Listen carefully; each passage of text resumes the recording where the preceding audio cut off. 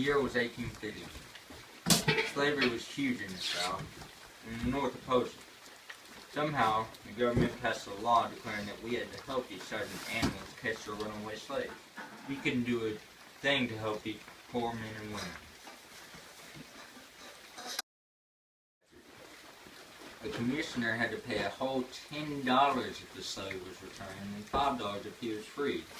And we weren't even allowed to give any assistance to the runaways. That's terrible.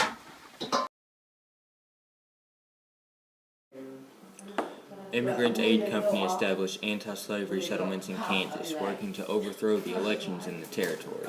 Border ruffians from Missouri worked against them, using violence and intimidation for their cause. This whole deal led to Bleeding Kansas, a bitter bloodshed over the control of popular sovereignty, which was the pro- and anti-slavery forces in Kansas territory. On October 16, 1859, we heard of a man named John Brown and his attempt to overtake Harper's Ferry, Virginia. He took 18 men with absolutely no plans of escape or supplies to Harper's Ferry.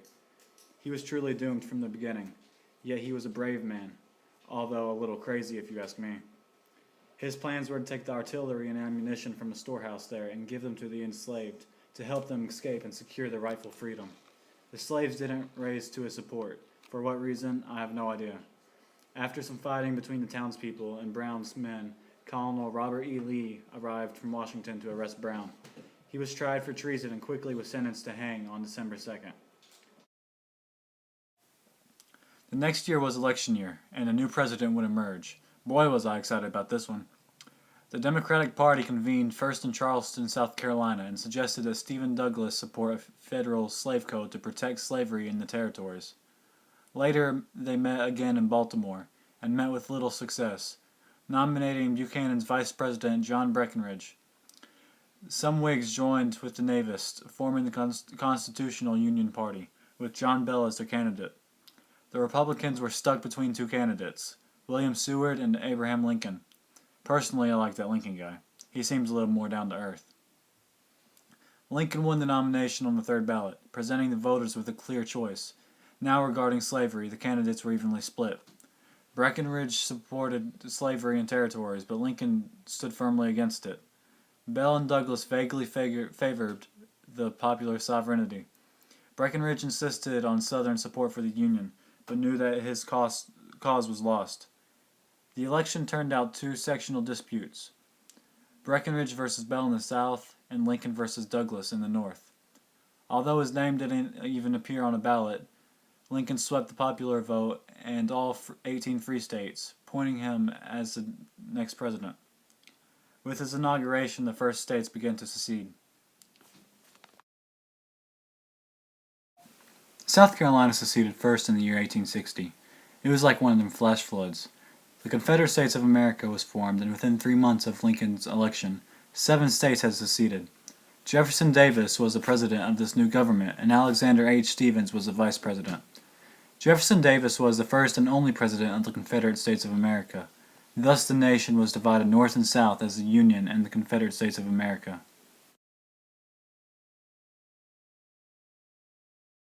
Jefferson Davis was the first and only president of the Confederate States of America.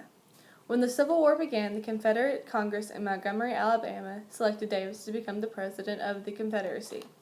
Davis, however, did not want the job, but took it anyway. Davis was a popular president, but after many Confederate defeats, he was forced to flee on April 2nd of 1862. Davis was captured by Northern soldiers in Georgia on May 10th of 1865. He was imprisoned at Fort Monroe, Virginia for 2 years, and was released on bond in May of 1867. Ladies and gentlemen, Jefferson Davis. The Crittenden Compromise was the last effort to avert from the Civil War. It was created by Senator John Jay, or as I like to call him, JJ, in December of 1860, proposed as a constitutional amendment. The compromise accepted the boundary between free and slave states, much like the Missouri Compromise. Alas, it failed January 1861 by a 113 to 80 vote, and the war began in 1861. Top 5 causes of this Civil War were economic and social differences between the North and the South, state versus federal rights, the fight between slavery and anti-slavery states, growth of the abolition movement, and the election of Abraham Lincoln. 4 months after the withdrawal of Fort Sumter by 68 of our troops, the first shots of the Civil War took place. As long as the Union held the fort, Charleston would be immobilized. My commander at Fort Sumter, Major Robert Anderson, had 6,000 soldiers stationed there. We were cut off from all supplies. January 1861, President Lincoln sent soldiers and supplies on an unarmed vessel to help Anderson and notified Davis of it, but they quickly retreated as South Carolina's artillery fired on it. Those Southerners firing on an unarmed vessel. They're crazy. Davis demanded our surrender, and 2 days later we had lost the fort. The war had begun. The following May, John Merriman was arrested for attempting to hinder Union soldiers. This whipped me into a frenzy. The attorney sought writ of habeas corpus in order to get Mr. Merriman out of this mess. Lincoln suspended the writ of habeas corpus, and the general in command of Fort McHenry refused to turn Merriman over to the authorities. Federal Judge Roger Taney said that Lincoln didn't have the right to suspend that, and Lincoln didn't argue. But his speech on July 4th insisted that it needed to be suspended in order to put down the rebellion in the South. The Battle of Manassas occurred in July of 1861 in Prince William County, Virginia. It was the first battle of the war, and 18,000 poorly trained soldiers, including myself, were fighting against the poorly trained Confederate soldiers. We were fools to think we were superior. At first we held our ground, then we were overwhelmed and rushed our retreat at the arrival of fresh Confederates.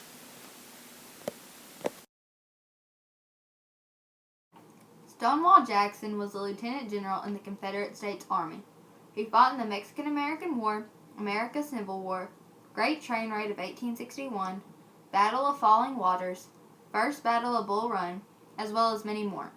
Jackson was commander of Army of Northern Virginia under Robert E. Lee. Confederate pickets accidentally shot him at the Battle of Chancellorsville in 1863 and survived with an amputation to his arm until he died of complications from pneumonia 8 days later. His death greatly affected the Confederacy and became an icon of Southern heroism and commitment, becoming a mainstay in the pantheon of the Last Cause. Robert E. Lee was general's commissioned in the newly formed Confederate Army. He then served as military advisor to President Jefferson Davis until June of 1862, when he was given command of General J. E. Johnston's army on the Virginia Peninsula. Lee renamed the Army of Northern Virginia, and it was known to be one of the most successful armies of the Confederacy. Later, Lee was forced to surrender his weary and depleted army to Ulysses S. Grant at the Appomattox Courthouse, ending the Civil War. Ladies and gentlemen, Robert E. Lee. The Civil War was the first war in which railroads were a big factor.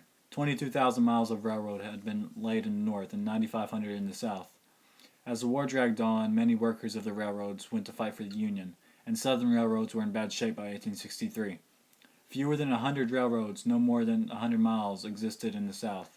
Even though their railroads were in bad shape, they only used them for cotton export, and the Southerners decided to leave all the mechanical stuff to the North. In March of 1862, 2 American warships, the Monitor and Merrimac, later named the Virginia after the Civil War started, were in a constant naval battle against each other. The Virginia was commanded by Captain Franklin Buchanan, and destroyed many of the wooden Union ships. The next day, the 2 ships, Monitor and Virginia, were locked in a battle that was a 4-hour duel, resulting in a draw. Thus began a revolution in naval warfare. On a more positive side, the Morrill Act of 1862 came to turn. The Land-Grant College Act was created to boost America to higher education, including the South. It was introduced by Congressman Justin Smith Morrill, and it applied to all social classes. This improved lives of millions, even my family. My family could finally learn how to read and write. However, there was a separation of races where freed blacks were not allowed to attend original land-grant institutions. There were facilities for freed blacks in Missouri and Kentucky. As the third year of the Civil War came and went, the Emancipation Proclamation came into play on January 1, 1863. It stated that all persons held as slaves are henceforth shall be free. It applied to slaves in states that had seceded from the Union and exemplified parts of the Confederacy that had already came from Union control. However, it was not slavery's demise. It did change the character of the war, though. The Union Army and Navy began accepting over 200,000 men. In March of 1863, the first wartime draft, the Conscription Act, was issued. It called for all men between the ages of 20 and 45, including aliens, to register by April 1st. Exceptions could be bought for $300 or by finding a substitute. Protesters rioted bloodily in New York City, arguing that these exemptions could only be had by the rich. In April of 1863, the Battle of Chancellorsville was lost. The army of Hooker and Lee, which was half of Hooker's size, fought out until a Confederate victory came about. It was known as Lee's perfect battle, which I think is an overstatement, and that Lee was smart to split his army in spite of us. The larger force. My brother's life was lost, along with many of my neighbors. God rest their souls. As the war continued, women turned their attention to those outside the home. Thousands served as nurses in hospitals and asylums, though some worked on the battlefield too. Clara Barton founded the American Red Cross on May 21, 1881. Many women took part in the war effort by organizing aid societies that sent food, supplies, and encouragement to their soldiers.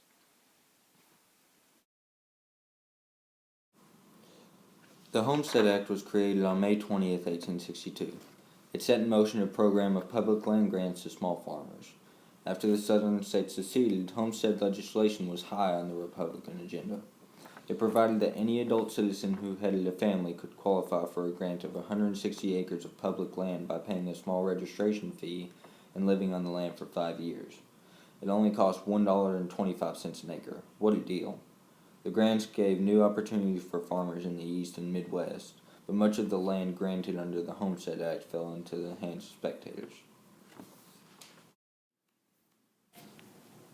The Battle of Antietam was fought by the Army of the Potomac under the command of George McClellan and Robert E. Lee's forces on September 17, 1862. Late in the day, the third major assault by the Union Army pushed over a bullet-strewn stone bridge at Antietam Creek. As the Confederate forces grew closer and closer to defeat, A.P. Hill's division from Harper's Ferry helped drive back the Army of the Potomac. The battle ended with a draw.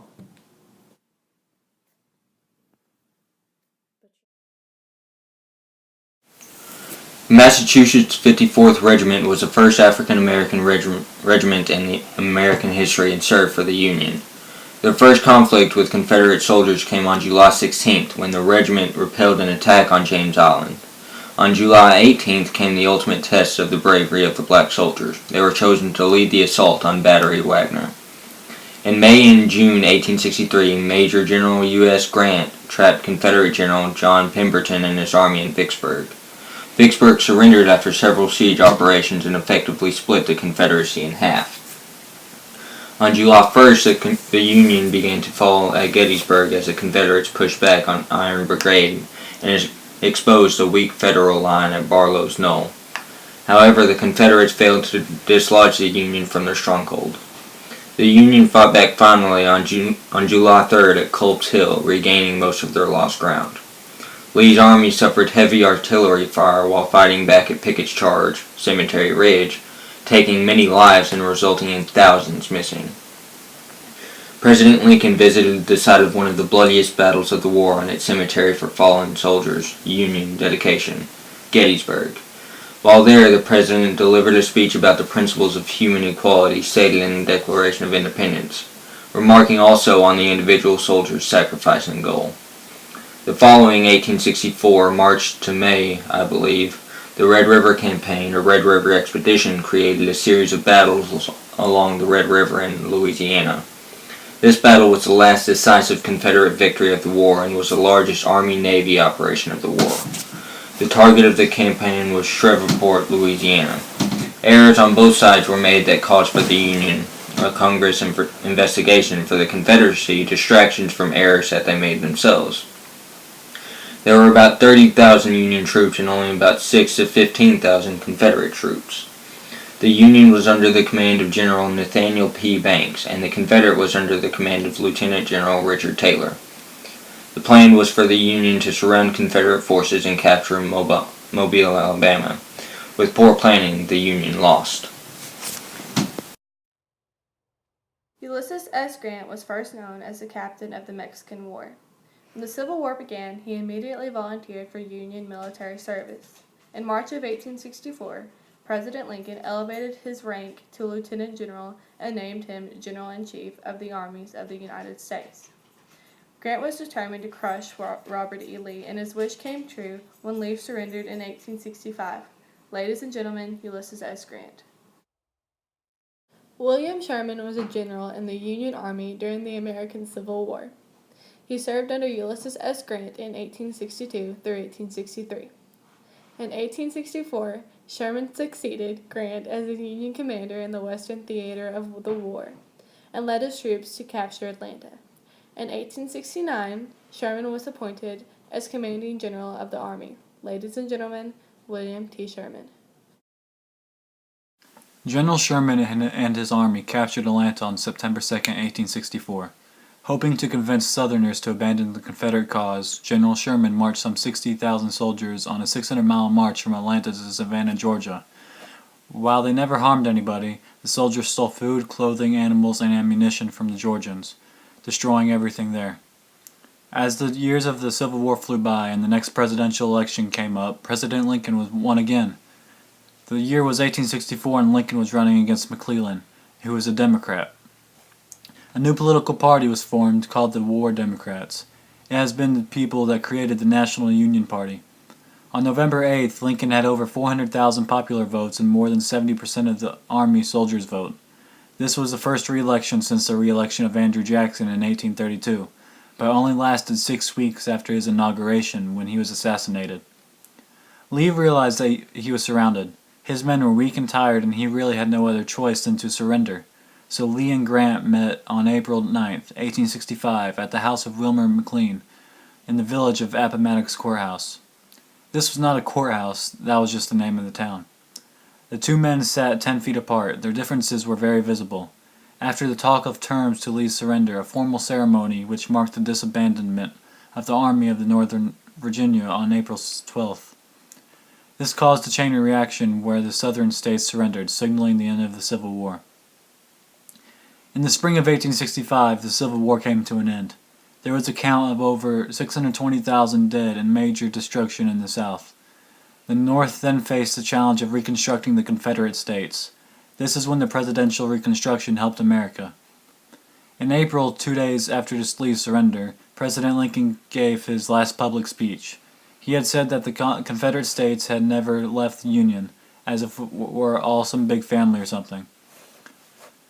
President Lincoln held a meeting to discuss post-war rebuilding on April 14th, 3 days after the speech.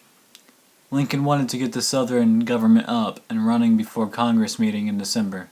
That same night, Lincoln and his wife were at the theater in Ford's, and John Wilkes Booth came up behind him and shot him in the back of the head. He died that following day, with little hope for the South.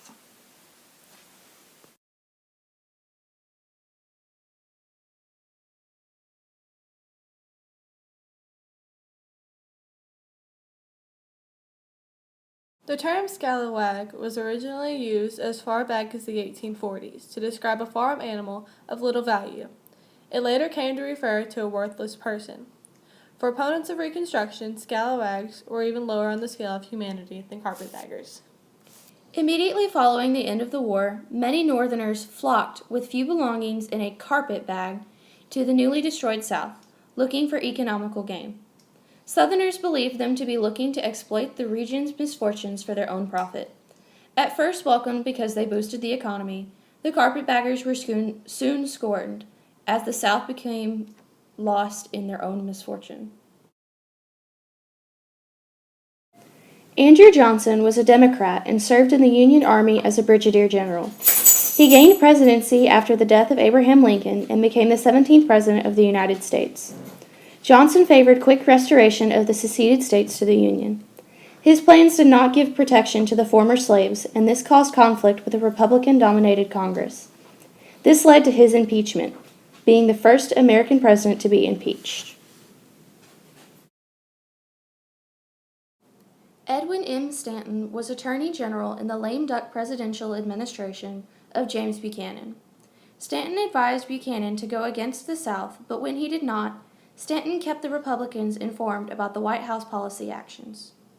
In 1862, President Lincoln appointed Stanton Secretary of War. But after Lincoln's assassination, Stanton uttered, "Now he belongs to the ages." Stanton was also included in the impeachment of Andrew Johnson. Stanton was opposed to Johnson's lenient Reconstruction policies and continued to work with Republicans to implement congressional Reconstruction in the South.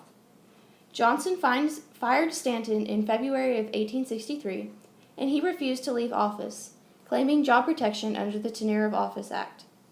He locked himself in the War Department until the Senate voted against the president's removal. Stanton resigned in May of 1868. The Ku Klux Klan was founded in 1866 by 6 veterans of the Confederate Army and was in almost every southern state by 1870. The KKK sought to restore white power with violent acts, including the murder of black and white Republicans. In 1870 and 1871, the federal government placed the Force Acts, which prosecuted any Klan crimes. This suppressed Klan activity, but in 1874 the group started up again to stop African Americans from voting and run Republicans out of office. This contributed to the segregation in the South as well as the Democrats having power. The Union victory ensured unity and freedom, yet Reconstruction introduced new sets of challenges. President Johnson believed that the Southern states had never given up the right to govern themselves, and were given the freedom to rebuild themselves, as long as they swore Union loyalty, upheld by the abolition of slavery, and paid off the war debts.